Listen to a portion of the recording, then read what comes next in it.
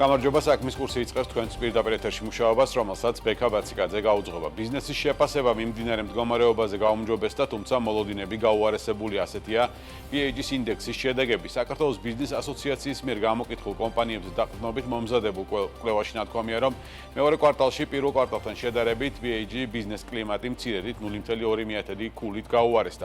კომპანიების მიერ მიმდინარე მდგომარეობის შეფასება 4.6% ქულით გაუმჯობესდა, ხოლო მომდევნო 6 თვის მოლოდინები მაჩვენებელი 5.7% ქულით გაუარესდა. გაუმჯობესებულია 2025 წლის მეორე კვარტალში BAG-ის ბიზნეს კლიმატის შედეგები წლიურ წრილშიც ანგარიშიც ხატყობს, რომ მეორე კვარტალში ბიზნეს კლიმატის მაჩვენებელი ყველა სექტორში დადებითია, თუმცა პირველ კვარტალთან შედარებით აღნიშნული მაჩვენებელი გაუარესდა ყველგან გარდა ვაჭრობის სექტორისა. უფრო კონკრეტულად 2025 წლის მეორე კვარტალში პირველ კვარტალთან შედარებით ბიზნესის მიმდინარე მდგომარეობის შეფასება გაუარესდა მრეწველობის სექტორში 17.6% ქულით და მშენებლობის სექტორში 6.8% ქულით, ხოლო მაჩვენებელი გაუმჯობესდა ვაჭრობის სექტორში 18.9% ქულით და მომსახურების სექტორში 5.1% ქულით. რაც შეეხება ბიზნესის მომდევნო 6 თვის მოლოდინს, მოლოდინების შეფასება გაუარესდა მრეწველობის სექტორში 10.8% ქულით, მომსახურების სექტორში 9.8% ქულით და ვაჭრობის სექტორში 1.8% ქულით, ხოლო გაუმჯობესდა მშენებლობის სექტორში 3 ქულით.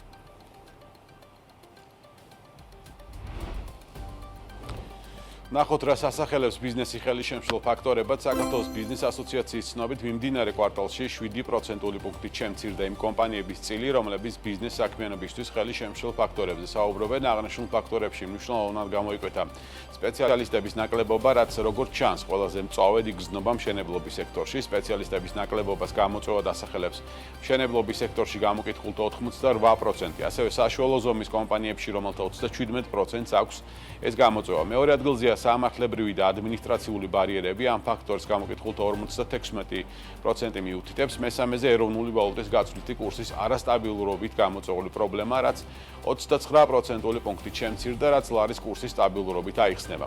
აქვე უნდა აღინიშნოს, რომ სამართლებრივ და ადმინისტრაციულ ბარიერებში ყველაზე ხშირად ადმინისტრაციული საკითხები დასახელდა, რაც წინა კვარტლის მონაცემთან შედარებით 8% პუნქტით გაზრდილი მაჩვენებელი აცხადებს ბიზნეს ასოციაცია. ეკონომიკური და ფინანსური დანაშაულის შემთხვევაში თანხის ამოღება სასჯელ მისჯილი პირის ახლო ნათესავისგან დაკავშირებული პირისაგანაც ხდება შესაძლებელი, ასევე გიორგი ბაჩიაშვილის ინსპირირებული კანონპროექტი, ასე თავად მამუკამ დინარაძე მოიხსენია, პირები, რომელთაც ზიანის ანაზღაურება დაევალათ სასჯელის მოხდიდან მაქსიმუმ 16 წელი ნებართვის გარეშე ვერ დატოვებენ ქვეყანას. ამასთან კანონპროექტი, რომელმაც ქართულ მოცნებამ დაინიცირა, ითვალისწინებს დაზარალებულსა და დანაშაულის ჩამდენ პირს შორის მორიგების საშუალებასაც, რაც მიყენებული ზიანის სხვა მოცულობით კომპენსირებას გულისხმობს. არღვევს თუ არა ინიციატივა საკუთრების უფლებას, პიროვნების თავისუფლებას და კონსტიტუციურ პრინციპებს. 15 საათს 20 წუთზე ადვოკატი კახა წერეთელი შემოგვერდება სტუდიაში და მასთან ვისაუბრებთ თემაზე.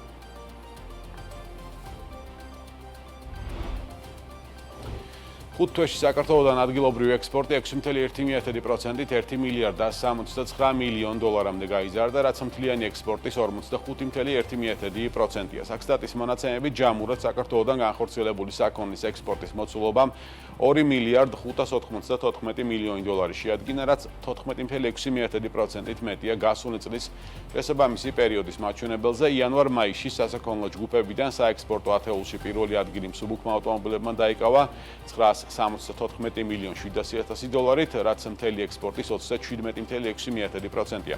მეორე ადგილს იკავებს ძვირფასი ლითონების მადნები და კონცენტრანტები 136 მილიონ 500 დოლარით, მთლიანი ექსპორტის 5%, ხოლო სპირტიანი სასმელები მესამე ადგილზე 98 მილიონ 400 დოლარით. წელს 5 თვეში 10 უმსხვილესი ქვეყნის წილმა საქართველოს მთლიან ადგილობრივ ექსპორტში 70% შეადგინა. ამ მხრივ უმსხვილესი საექსპორტო პარტნიორები რუსეთი, ჩინეთი და თურქეთი არიან. რაც შეეხება ვაჭრობის ჯამურ მონაცემებს, იანვარ-მაისში საქართველოში საქონლის საგარეო სავაჭრო ბრუნვამ 9 მილიარდ 791 მილიონი დოლარი შეადგინა, რაც წინა წლის შესაბამის პერიოდთან შედარებით 13.3%-ით მეტია.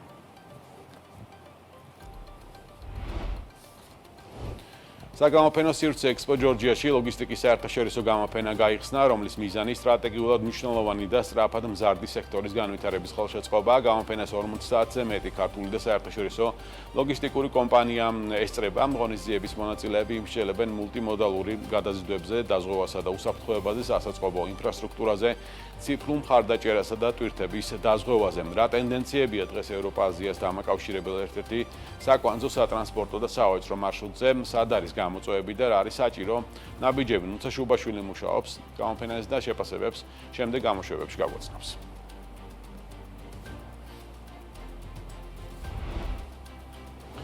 ეს რეგულაცია არათუ გადასავადებელი, არამედ გასაუქმებელია, ასე აფასებს იურიდიული კომპანია Tax and Legal Solutions მმართველი პარტნიორი და ფინანსთა მინისტრის ყოფილი მოადგილე ზურაბ ზნელაშვილი ბაზრობებზე 2026 წლიდან სალარო აპარატების შემოღების ვალდებულებას. როგორც ცნობილია, აღნიშნული რეგულაციის გადავადებაზე ინიციატივა ბიზნესის მოთხოვნის საფუძველზე საქართველოს ბიზნეს ომბუდსმენმა წარადგინა.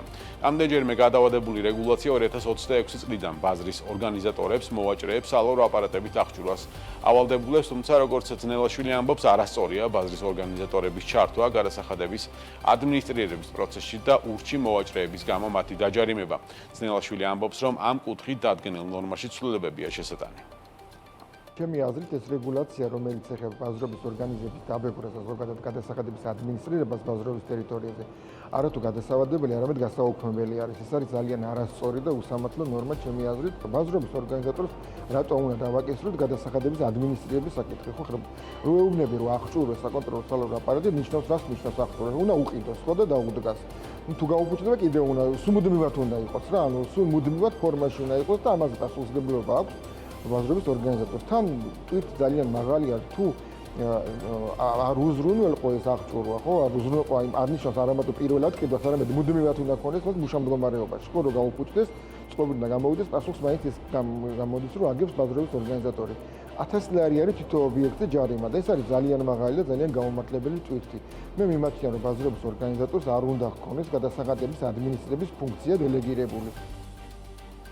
რატომ ითხოვენ ბაზრობები და ბიზნეს ომბუდსმენი ბაზრობებზე სალარო აპარატების შემოღების ვალდებულების გადავადებას 1 საათში მე დეტალს ანუკა ჯოხაძე გაგვაცნობს.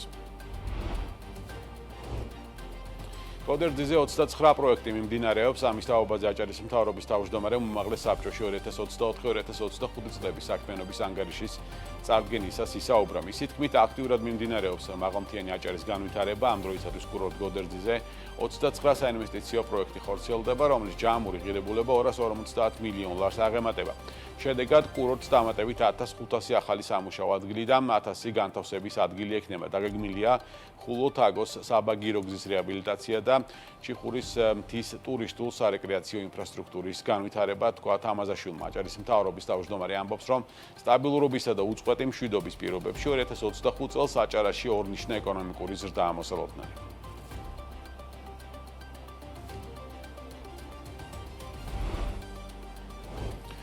დღის მთავარი ეკონომიკური და ბიზნეს სიახლეებით 13 საათს და 40 წუთზე გიბრუნდებით პირდაპირ ეთერში.